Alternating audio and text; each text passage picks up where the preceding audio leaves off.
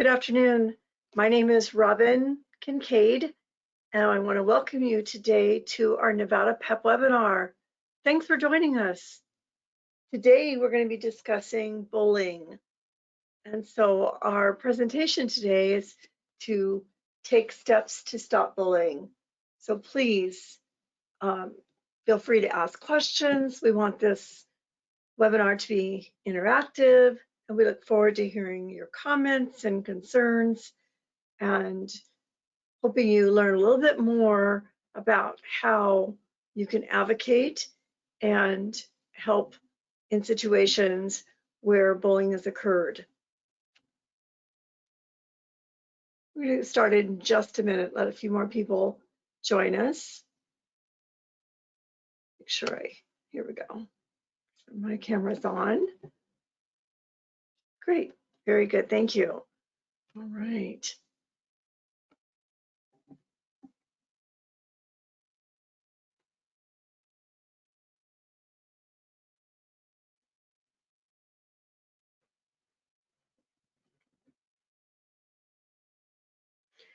So I'll talk a little bit about Nevada PEP, and then we'll get to our content as people are continuing to join us.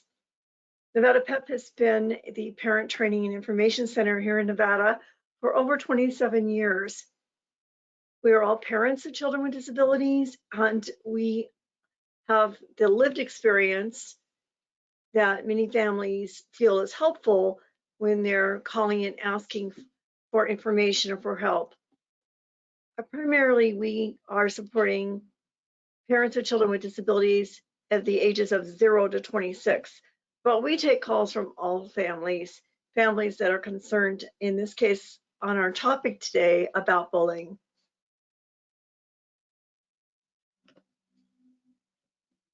So the PEP in Nevada PEP stands for Parents Empowering Parents, Parents Educating Parents, and Parents Encouraging Parents.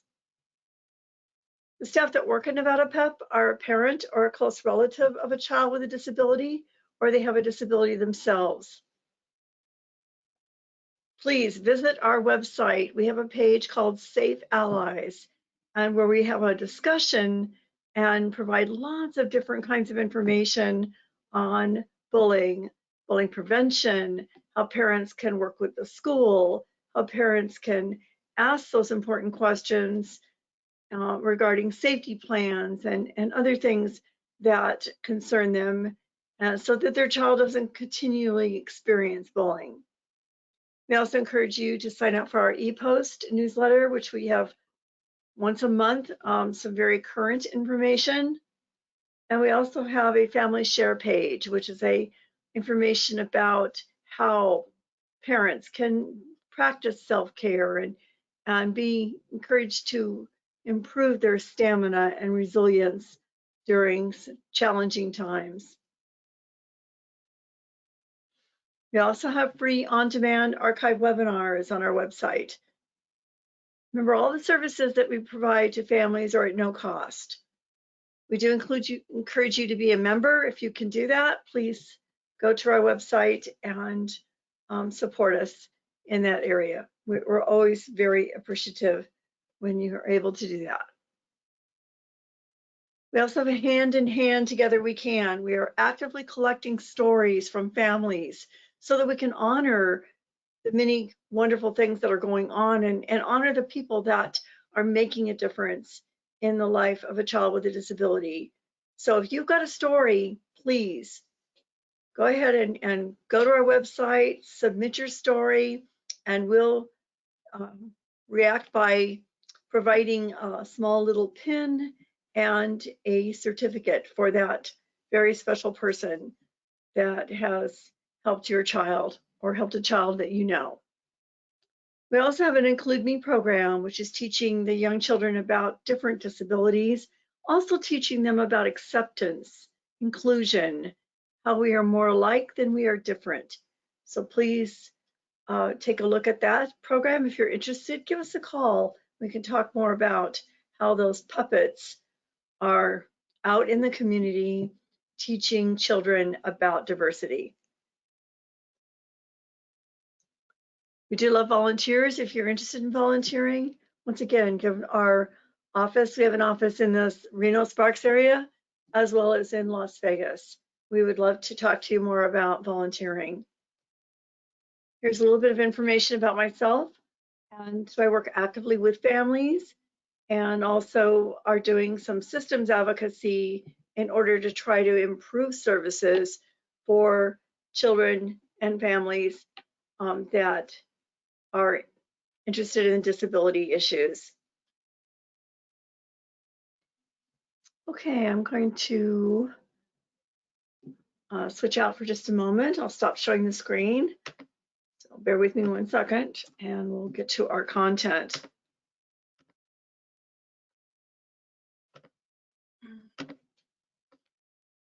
All right, you should see the screen come back up.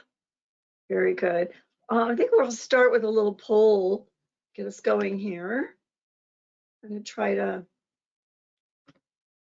launch one of those. So tell us a little bit about you. Are you a parent? Are you a professional, or do you consider yourself both a parent and a professional? Appreciate you responding to that poll. Be great. So we know a little bit more. Oh, we've got a real mixture today. Great. We do encourage you to ask questions in this. We do have a question pane, and we'll be checking that frequently. We also have a chat function on the pane as well.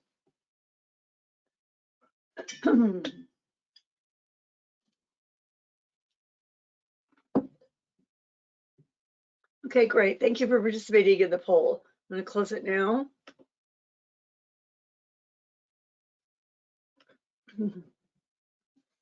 So our topic today is bullying. Take steps to stop bullying. We're going to define bullying behavior. We're going to talk about the child's role in bullying. You know, what are the types of bullying that children could encounter? And then talking with your child about bullying is so important. And we'll discuss appropriate strategies. We're going to talk about what is the reporting process and the investigation process in Nevada. And then how can we use the IEP to make changes that are going to help children?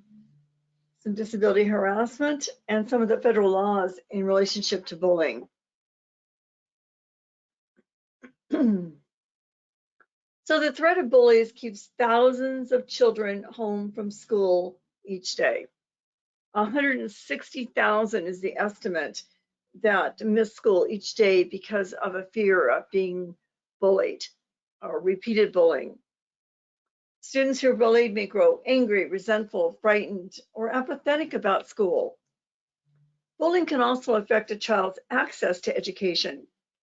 Bullying is a serious issue that affects nearly every school in our nation. It is a behavior that knows no boundaries of class, race, gender, size of school, or age. But bullies do tend to target children who are considered different. It could be their appearance, the way they communicate, or the manner in which they behave. I remember this very clearly from my own daughter because, frankly, she looks vulnerable. She doesn't look confident sometimes. And so she might fall into that category of just looking different.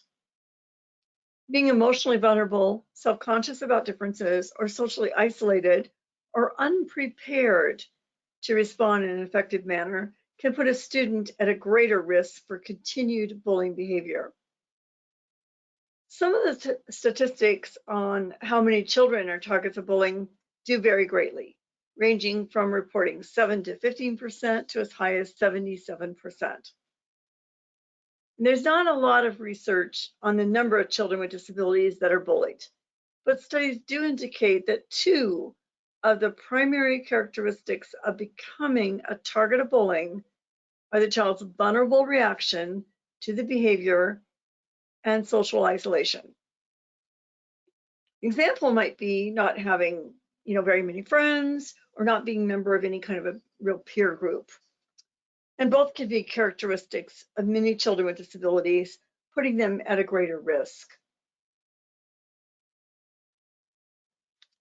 So targets of bullying may be at risk for school avoidance, low self-esteem, increased fear or anxiety, depression, lower grades, and increased violence in the school. Bullying can intensify the challenges that children with disabilities already face in accessing educational opportunities.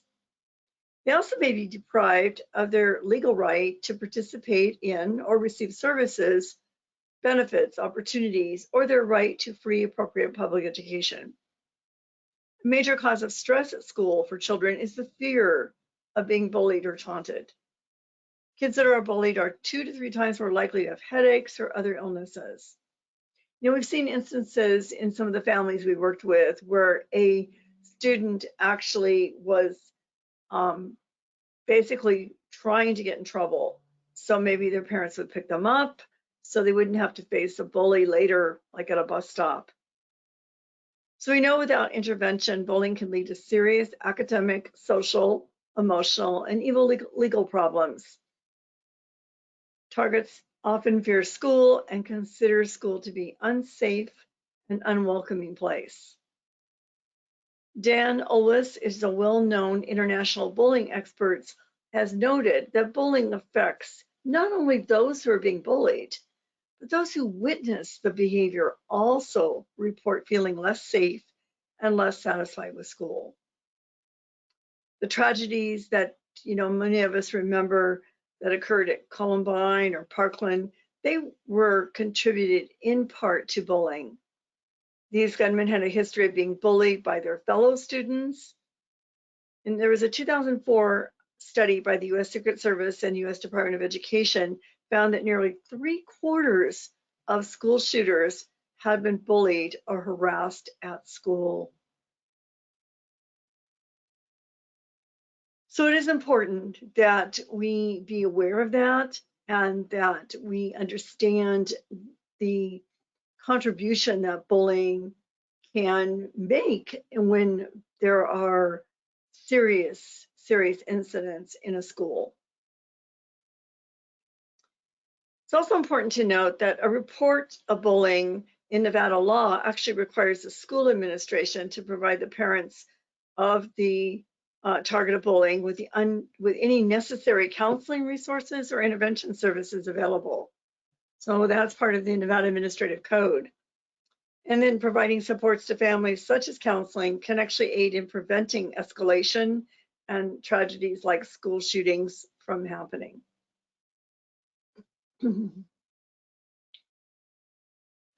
Let's talk about defining bullying behavior.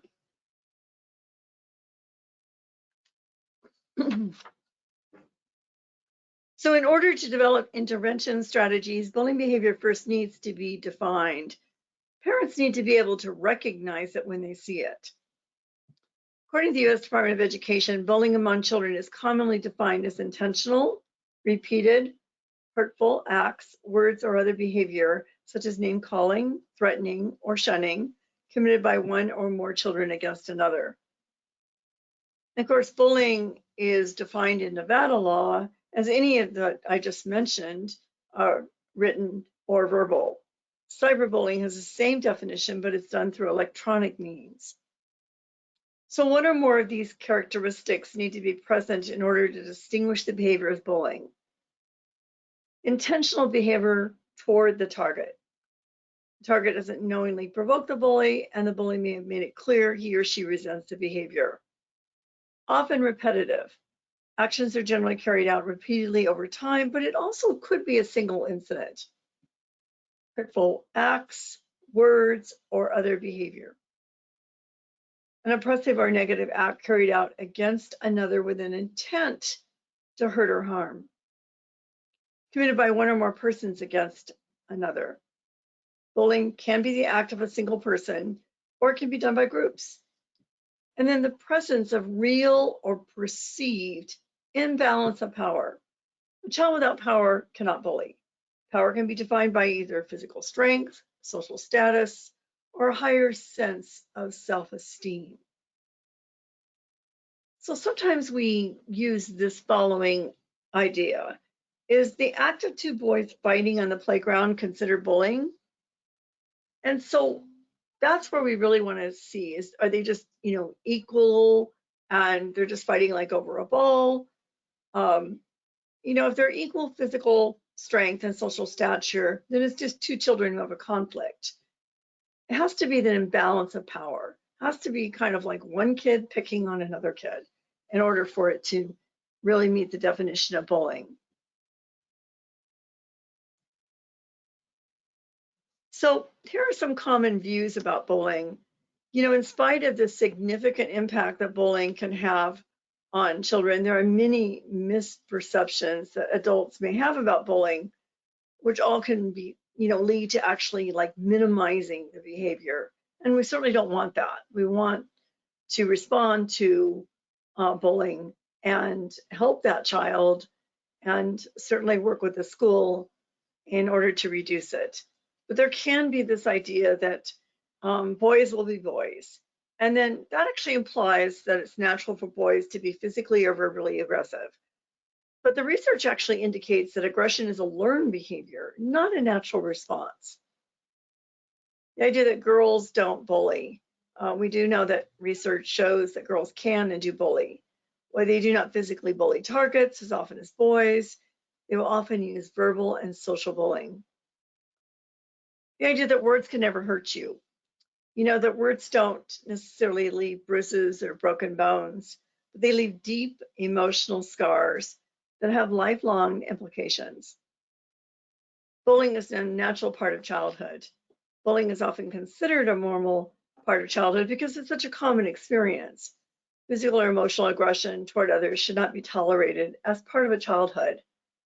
One of the families I was helping, the father told me the story about how he had gone to parochial school up until the 8th grade. And as he entered into the 9th grade, his first day in a typical high school, regular high school, not a private school, found himself at the bottom of a trash can. That kids had picked him up and turned him over and put him in this trash can. And so, today we would be horrified that that's happening, but that was very common back in the late 60s or 70s. And so it's hard to sometimes break that idea and pattern that it's just, oh, they were just joking with him, they were just kidding. But when you're in your later on, many years later, you're still talking about that. Those are those deep emotional scars that stay with you. The idea that bullying are going to make kids tougher. Bullying does not make someone tougher. It has the opposite effect, lowering the child's sense of self-esteem and self-worth. Also creates fear and anxiety for a child. And then the idea of telling a teacher about bullying is tattling. The children need to know the difference between tattling and telling. The secrecy of bullying only serves to protect the bully and to allow the behavior to continue. And then the idea it was only teasing, and that is said so many times. Most children, are occasionally teased. Teasing in which the parties are not hurt is not considered bullying. So if there really is, everybody has a good joke and it's all funny, then that's fine. But if we're teasing kids to harass them, it's no longer funny. So if the intent is to hurt them, no. Teasing is bullying when a child with disability doesn't understand they are being teased and the intent of the action is to hurt or harm. So we've seen situations where children with disabilities don't have maybe the cognitive level to understand that there's a joke in the air. And so they're using the child to possibly make an inappropriate response, like try to get them to say something and so that they can get in trouble. That's bullying. That's getting the kid in trouble who doesn't recognize that he's being basically told, oh, say this, say that, it's funny. And so kids want to be part of a group and they often get caught up in a situation where they don't realize that they're being manipulated. So here's some common characteristics of children who are targeted by bullies. They display those vulnerable behaviors. We talked about that a little bit ago. And they lack the appropriate response to the bully's behavior or become visibly frightened. This type of reaction may cause the bullying to continue because it provides the bully with a desired outcome. or they have few or no close friends and often are socially isolated. Children with even one friend are less likely to become a target of bullying because the friends are more likely to help one another in times of need. Bullies recognize the vulnerability of an isolated child. There's been a lot of work done in Nevada of trying to encourage that more children become what we call upstanders, that they're not just a bystander, that they actually help in situations where kids are somehow being targeted, and that they come to the defense verbally or gain adult attention when bullying occurs. Often less assertive children fall in this category. They can be weak or easily dominated, lower self-confidence and self-esteem. Sometimes children actually feel they deserved the abuse, and that's a concern as well. That should not be happening, but they may possibly have that kind of thinking. I'm going to stop for just a second just to check that question pane, make sure we've got, if there's any questions, remind you that there are 5 files for handouts. I don't see any questions yet, but do not hesitate to put a question in there. Okay, I'm gonna go back to my other views here. Okay.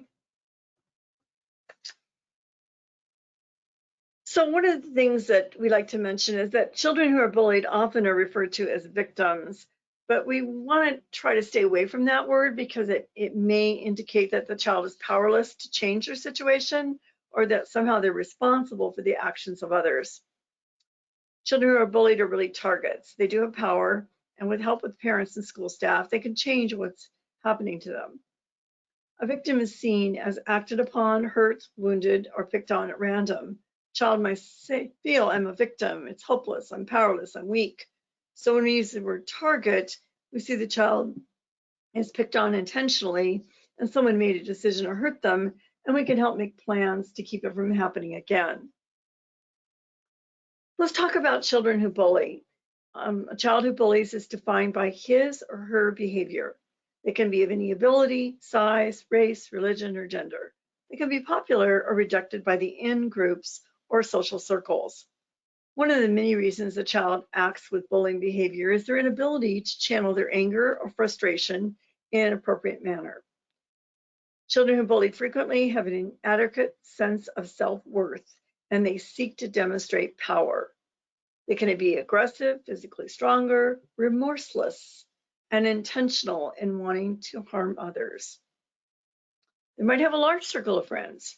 The social status is sometimes reached by forcing children to befriend them out of fear.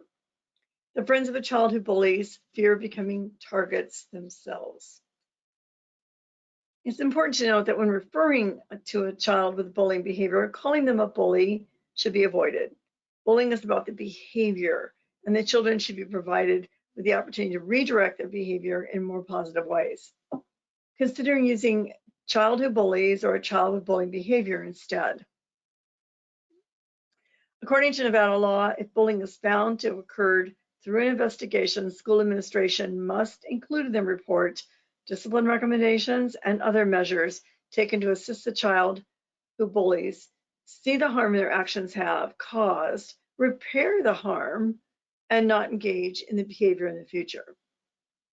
We also know that research shows that bullying behavior can begin as early as preschool, increasing in elementary, peaking in middle school, and decreasing in high school. I'd like to mention reactive bullying because this comes up quite a bit in the families that call Nevada PEP. Reactive bullying is defined as when a student is both targeted by bullying and then bullies back in response, therefore playing a dual role. Students in this scenario often act impulsively or react quickly to physical behaviors, physically fight back, taunt the person who is bullying, and then struggle to comprehend what we call social norms. It's important to teach the targets of bullying to use better strategies when responding to bullying behavior.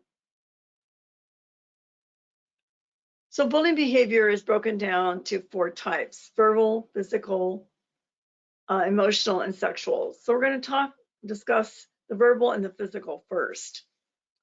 Verbal is the most common type, and it's the easiest type of bullying to inflict on other children because it's quick and direct. Includes teasing, name calling, threats against the target, intimidation, demeaning jokes about another's differences, spreading rumors, gossiping, and slander. Verbal bullying usually peaks in the middle school and begins to decrease as children become more socially conscious and accept the differences of others. The difference between good-natured fun and bullying is the intent of the bully and the reaction of the target. If there's an intent to harm, or if the target feels hurt by the teasing, that can be considered bullying. Physical bullying can be the easiest type of bullying to recognize as it's the most visible. However, because the majority of this behavior occurs outside the view of adults, the act of physical bullying can be difficult to detect. Physical bullying includes hitting, kicking, pushing, taking or damaging property, spitting, pulling hair, throwing objects, forced or unwelcome contact. It also includes the perceived intent to harm, which could include pretending to physically harm the target. For example, flicking fingers or extending hands close to a target's eyes or face, causing a withdrawal reaction. We know physical bullying can begin in children as young as 4 to 5, but the bullying laws actually in Nevada do not apply to pre-K students. In other words, children that are 3 and 4, as long as the behavior is addressed, with intentions to modify it. In other words, the school needs to respond to it, but it's not really bullying as it could be once the child is in kindergarten. So the next type of bullying we're going to talk about is the emotional or social, and it's the most sophisticated of all bullying. It's generally very calculated, and it's often done in groups. It can be the most difficult type of bullying for children to define as bullying because they often fear or feel actually that they did something to deserve it. They don't understand why it's happening to them. Some of the social bullying could consider is alienation or exclusion from groups. Sometimes acceptance into groups is often determined by social hierarchy and social norms. Children with disabilities often want to be part of a group and work hard at trying to fit in and not to be judged as different by their peers. Manipulation done to prevent acceptance into groups includes gossiping or making negative comments about another child. Maybe damage to the reputation includes telling negative stories about another person in order to inflate one's own self-esteem. Public humiliation, making fun of the appearance or the behavior of another child. Or creating a sense of unease for the target, purposely making the target feel vulnerable and unsafe. And that could include even like some stalking or that kind of thing. Posting slander on the internet, which is also known as cyberbullying. Emotional abuse that peaks in middle school as children are experimenting with social norms and social boundaries and learning about the power of inclusion and exclusion. Much of the behavior is part of learning about social norms and standards and finding out where one fits in the social hierarchy. Again, the behavior becomes bullying when the intent is to cause another pain and to assert social dominance. Understandably, sexual bullying can be the most difficult type of bullying for a child to discuss and may be difficult for the parent to hear. Children need to know acceptable physical boundaries. An example might be, is it okay to hug someone before asking them? An appropriate behavior in a social relationship. Is it okay to compliment someone on their appearance? But some examples of sexual bullying include these sexually charged comments, inappropriate or lewd glances, inappropriate physical contact, exhibitionism, sexual assault, non-consensual contact, and sending inappropriate sexual comments or photos. It's important to teach children appropriate types of contact and only when wanted by another person. Children need to be provided the appropriate social rules and norms for dating and flirting so they can act with respect toward their peers. Also recognize when someone is not respecting them sexually. To get a better idea about acceptable behavior at school, parents may want to review the school's policy. But certainly any child that is being asked to send photos of themselves is a big alarm and parents would want to intervene in a situation like that immediately. So it's important to recognize the child's potential as a target and develop a plan to provide a child with disabilities the skills and strategies to avoid bullying behavior. Starting when the child's young, we want to consider some of these plan ahead strategies. Begin now teaching the child self-advocacy skills, teaching them it's okay to say no, they don't like something that's happening to them. Teaching independent problem solving and decision-making methods, helping the child understand their disability and ways to communicate the understanding with peers. Maybe encouraging peer relationships, reducing isolation, and having the access to learn the social skills are important steps in reducing vulnerability to bullying behavior. And certainly using the child's IEP to develop goals and objectives to prevent them from becoming a target. Watching for gaps in the social skills or knowledge of the social norms. And then creating, a framework to guide the child's social development. In other words, where are the gaps in the social development? What can we do to fill those gaps? How can we help that child make some good progress so that they are responding socially in an appropriate way? Some of these strategies could be like teaching the child effective ways to communicate their feelings, like recognizing what the feelings are and sharing them. Of course, teaching those independent problem solving and decision making is making sure they use the word stop, think, act.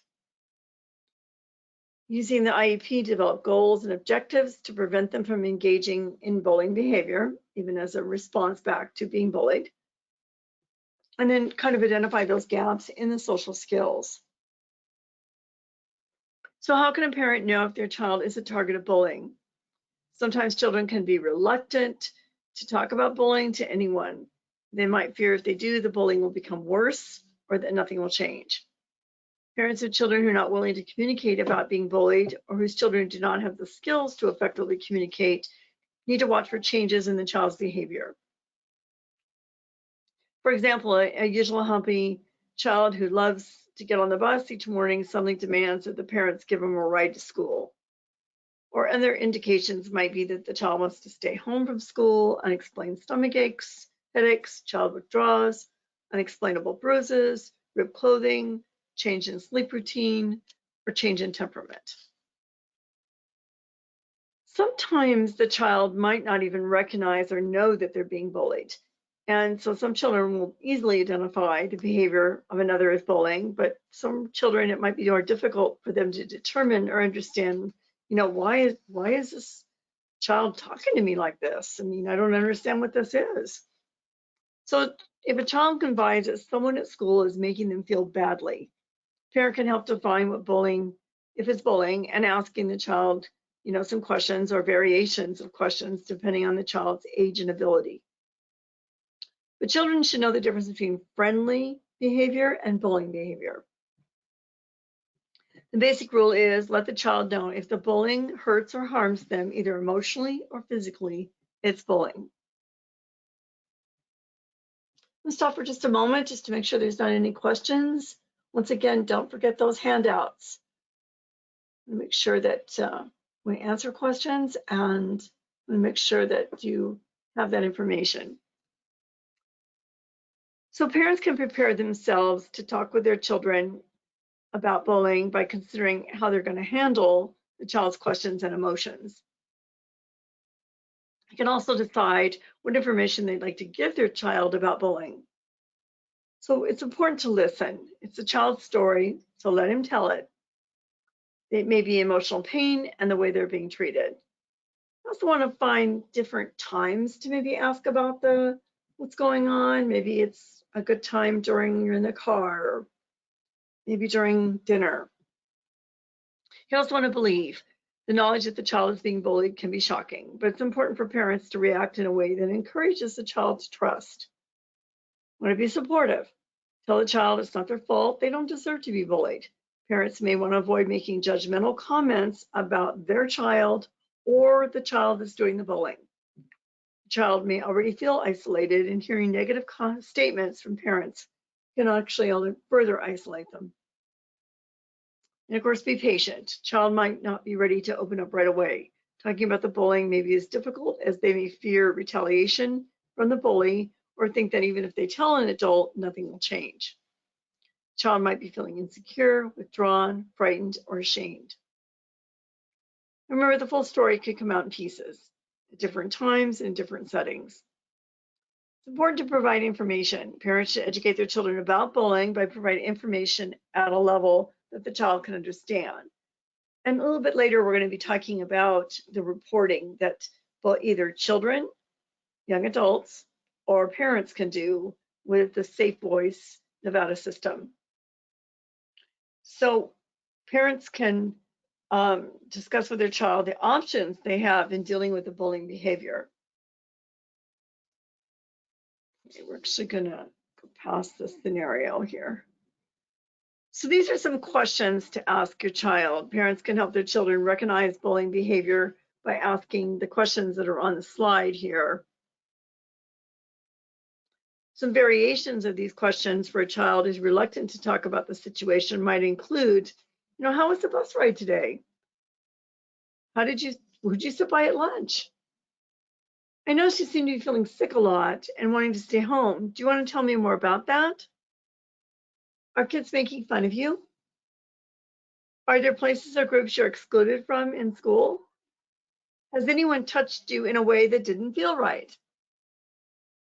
Other options for helping your child discuss bullying include reading stories with the child about bullying situations, talking with recent events in the news, or discussing bullying incidents on TV or in a movie.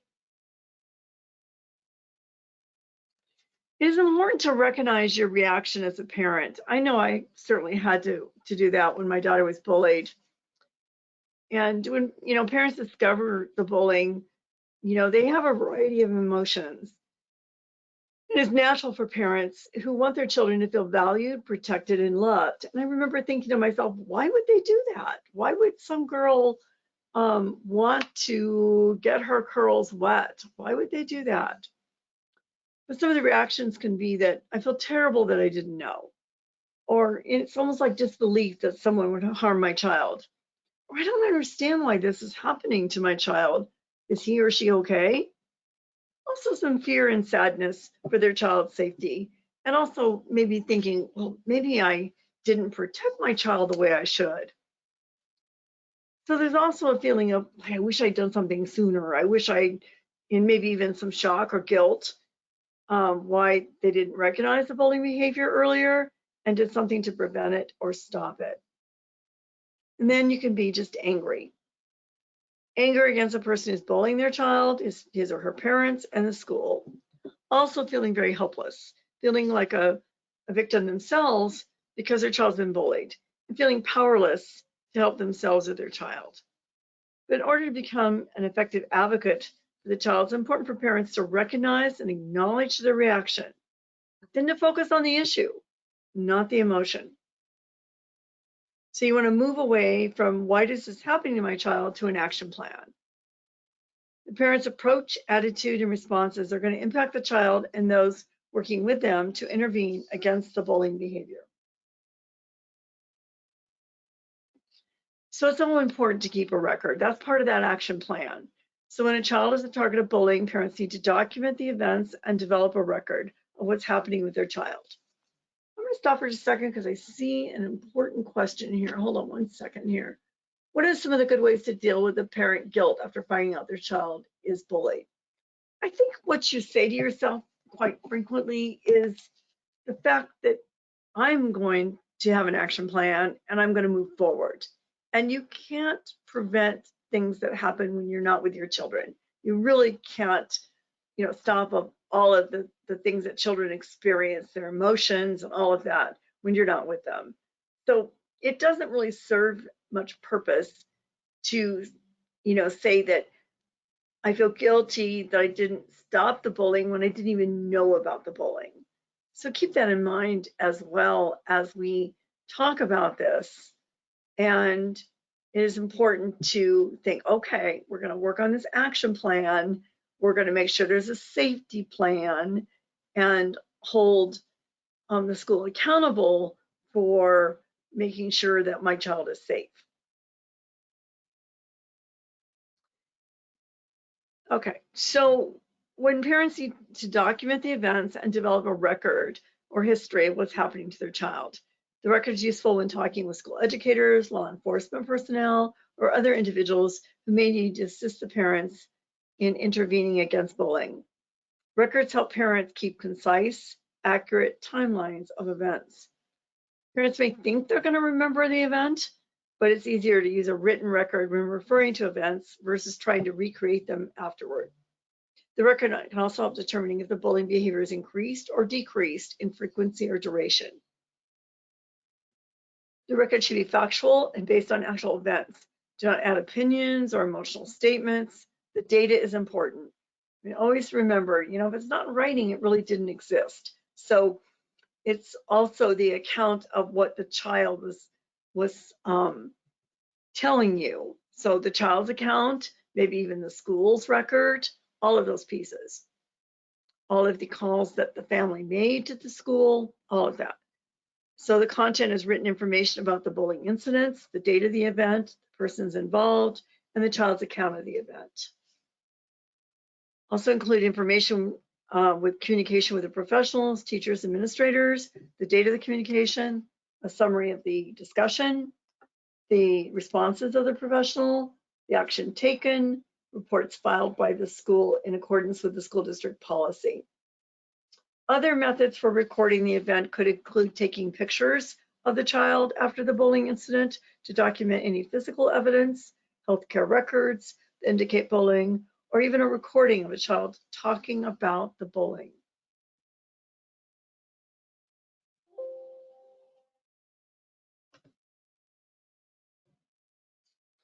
So let's talk about some appropriate strategies. And that's the other thing, is that some of those ways to kind of deal with that parent guilt would be, say, this action plan is going to include some strategies.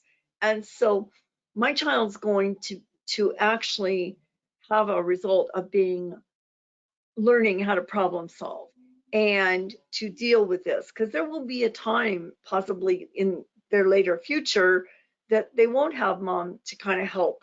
So we want to teach. We want to use this as a teaching. It's a terrible thing to have to teach, but we have to arm our children with ideas and ways that they can deal with difficult situations like the bullying. The child as a target of bullying should not give the bully the desired response of causing hurt or harm mentally or physically.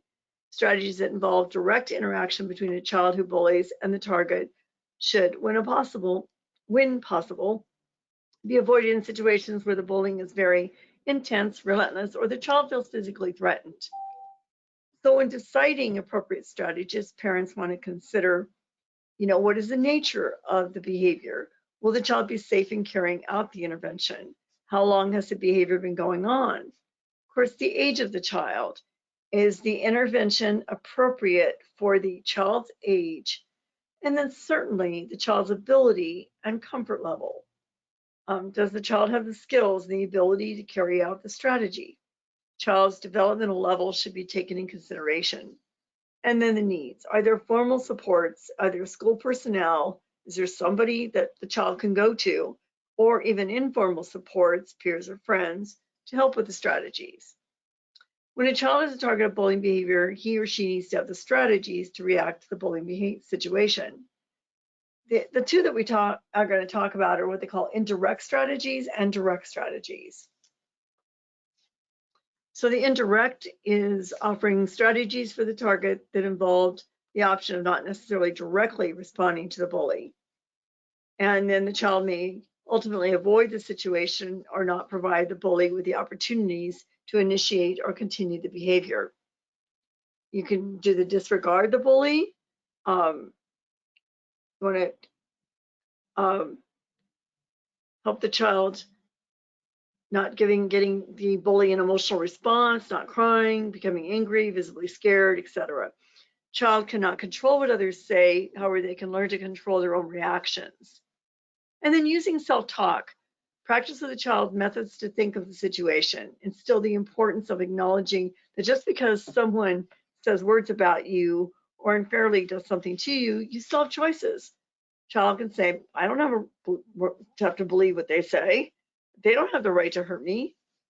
Practice role playing and problem solving, working with the child to establish responses to situations and practicing the response until the child is easily able to do it on his or her own. Of course, moving away from the bully in the situation, as soon as the child recognizes the potential for bullying behavior, he or she should move away from the situation.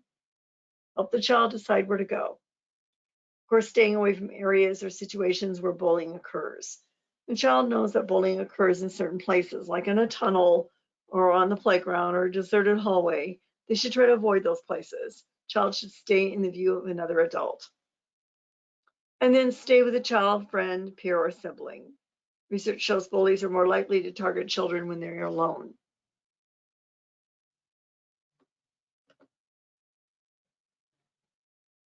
So here's some direct reactions to bullying. We offer strategies or situations when the target chooses to respond directly and to ultimately stop the bullying immediately or to prevent it from happening again. So here's some strategies the child can use to respond directly to a bullying situation or prevent the bullying, all of which involve giving the bully an unexpected response, like educate the bully, tell the bully a brief statement about your disability or difference. So example would be like a child with a learning disability is called stupid. They can respond, yeah, telling the bully, yeah, I have a difficulty reading, but I'm working hard to improve. This is best done on a one-on-one basis, not in a group situation. Maybe you agree with the bully. Tell the bully you're absolutely correct. You agree with everything they're saying. For example, a child with a limp is teased. They can say to the bully, yep, I do walk with a limp. You're right in noticing that. And then seek the help of an adult. Locate the nearest adult, attract their attention, let the adult you need help. And so there is, in our Nevada revised statutes, once the school staff is aware of a bullying incident, they're required to report it to school administration immediately. You can ask the bully to stop. Let the bully know that you want them to stop, tell them they should not bully you. And this is most effective when there's other children near you. But adults should never encourage children to respond physically, like to fight back, because that only leads to other issues, such as suspension or increased physical violence. Rather than contact the parent of the bully directly, it is important to work with the school administrators to address the issue of bullying behavior. The school is required to investigate, develop a safety plan, and encourage school-wide awareness that bullying will not be tolerated. So the increase in bullying behavior has resulted in Nevada new laws and policies and more formalized ways for parents and students to report a bullying incident. So the Safe Voice is a reporting system used to report threats to the safety or well-being of students. The person making the report has the option, it's not required, to remain anonymous. And then so it's an app or an online system and a hotline. So those are three different ways that reports can be made. They go to the Department of Public Safety and then quickly go to the school administration for investigation. Another way to report the incident is to write down the information about bullying behavior and give it to the school administration, or use the Nevada Department of Education website to report it as well. Safe Voice allows for all reports to be in one place, so we can tell how many reports are made to each regarding each school in the state. So encourage parents and students to use the Safe Voice process. So let's talk about what that looks like. Once the bullying incident is reported, then the school administration learns about it immediately from the Department of Public Safety.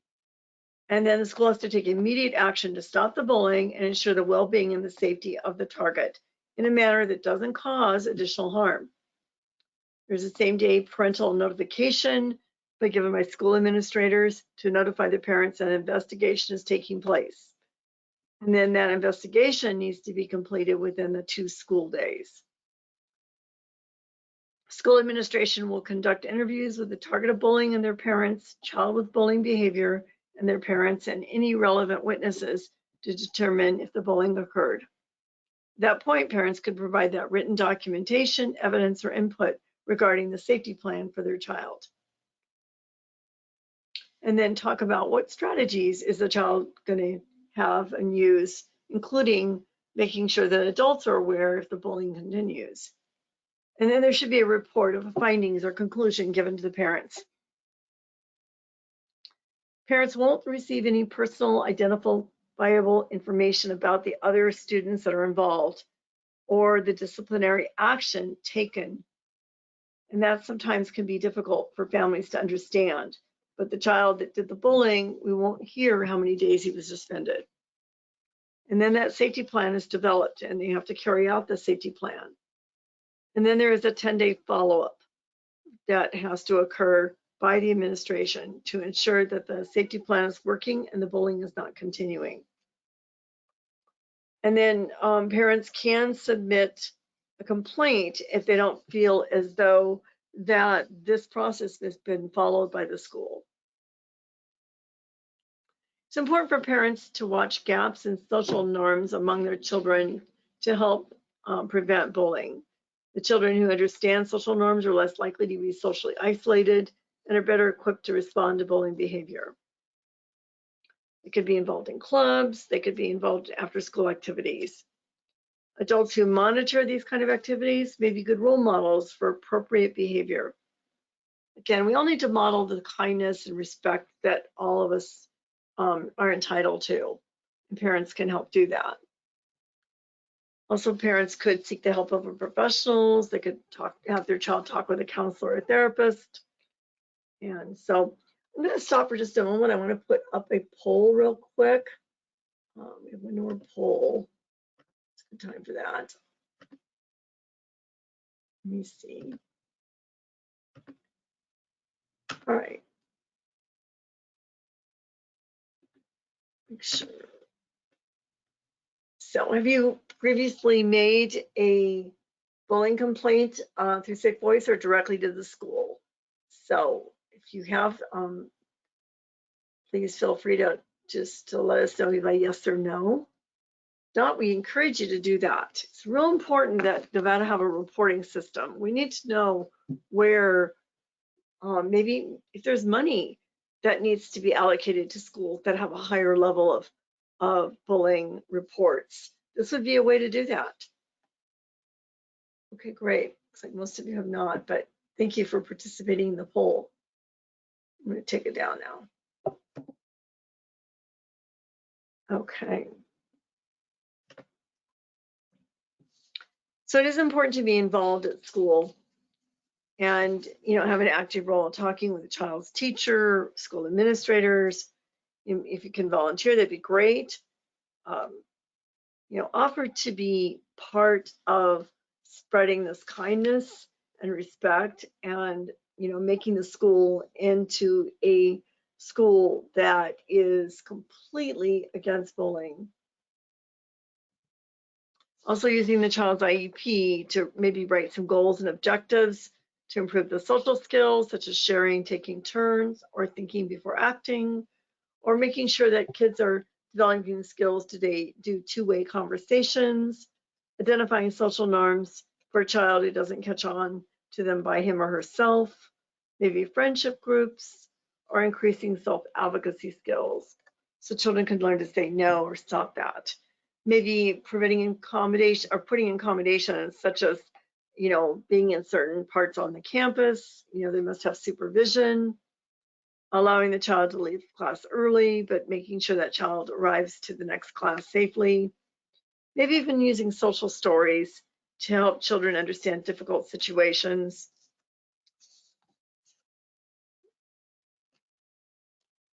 I just want to touch a moment here on disability harassment. It's slightly different from bullying. It's when the school environment has become a hostile situation. And so it could be violating the students with a disability rights under Section 504. So if there is where the school, the child doesn't want to go to school and there's just really, it's what we call pervasive, if it's affecting the student's ability to participate or benefit from the program, then the environment would be considered hostile and parents could take some action by possibly, filing a complaint with the Office for Civil Rights. Some of the laws that apply to disability harassment are listed on the slide. It's just something to be aware of. It's important that families know that if the situation gets really, really bad, and that we need to make sure that we know the laws that are there that help protect students with disabilities and give them right to have access to their school and their community. And there is a role of a school district policy. It has to, according to the Office for Civil Rights and the Office of Special Education, they have to, create a campus that is aware of disability concerns and sensitive to disability harassment. And so encourage that they address complaints and that they do everything they can to resolve the complaint. Remember, the school districts have a legal responsibility to respond to disability harassment allegations, and they have to develop policy concerns. There are 10 steps for notifying school districts administrators of harassment concerns. They do that in writing. You make sure that that letter is to the person who has the authority to investigate. And then you note that the school is a recipient of federal financial assistance. You want to state the past or continuing discriminatory activity against the child, and then state that the school district has control over the site and the discrimination and over any school personnel involved. So there's a whole process that you can do to make sure that that letter clearly states that the school has become a hostile environment for your child and that you want them to take action immediately to fix the situation. Certainly we know that parents are their child's best advocate. A child with a disability who's a target of bullying behavior needs the help of a parent to intervene against the behavior. Parents are their child's best advocate. They're the ones most familiar with the child's strengths, abilities, and vulnerabilities. Parents can be the most important factor in determining an effective intervention plan because they know their children best. Parents, children, and adults in the school should work together to prevent and intervene against bullying so that the child knows all or his or her options, feels safe, and understands how to respond to bullies in different situations. Working together ensures that the child is contributed to the safety plan, understands the interventions, and feels confident about the strategy. The most important factor is that parents have the variety of options to assist them in deciding and carrying out what they think are appropriate intervention strategies for their child based on the child's individual needs. As a reminder, Nevada schools have an obligation to ensure the safety of children, develop and carry out individualized safety plans, and use a follow-up system within 10 school days after the bullying has occurred to make sure that what they're using is actually working. There are some bullying websites we'd like you to be aware of. Let me just check again. Is there another question in here? Let me go into the question pane here.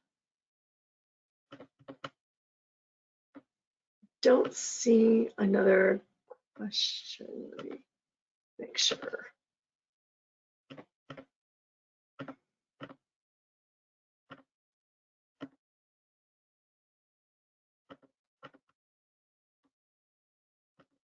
Yeah. Well, I want to thank you for joining us today. I want to remind you we do offer individual assistance. In other words, we'll help you individually for families that are dealing with any issues regarding bullying or disability harassment in schools.